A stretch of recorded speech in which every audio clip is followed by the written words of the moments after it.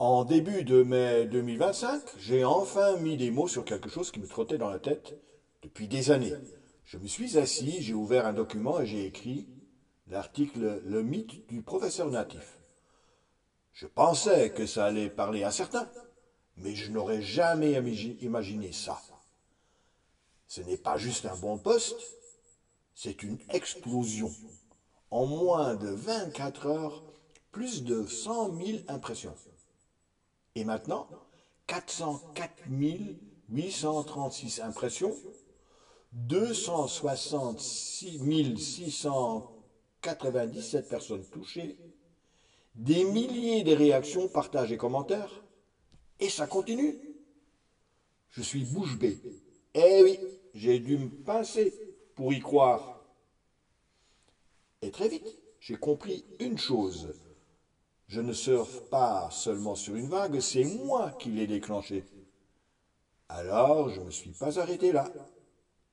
J'ai écrit un email pour ma communauté fidèle, un email qui s'appelle Pourquoi être natif ne fait pas un bon prof. Et voici comment ça commence. Bonjour tout le monde, aujourd'hui je partage un message un peu provoque, mais nécessaire. Soyons honnêtes, combien d'apprenants ont embrassé une grenouille, pensant avoir trouvé le prof idéal, pour se rendre compte plus tard qu'ils avaient juste affaire à quelqu'un qui parlait la langue, mais ne savait pas du tout comment l'enseigner. Parce qu'il faut dire les choses comme elles sont. On est presque tous tombés dans le piège à un moment donné. Mais voici la bonne nouvelle. La déception ne doit pas être une fin. Elle doit être un nouveau départ. Le moment où on dit, cette fois, j'apprends autrement, avec quelqu'un qui enseigne, pas juste quelqu'un qui parle. Et c'est comme ça que cette petite grenouille est devenue ma mascotte. Elle incarne ce tournant. Elle incarne le courage, le changement et l'envie de ne plus abandonner.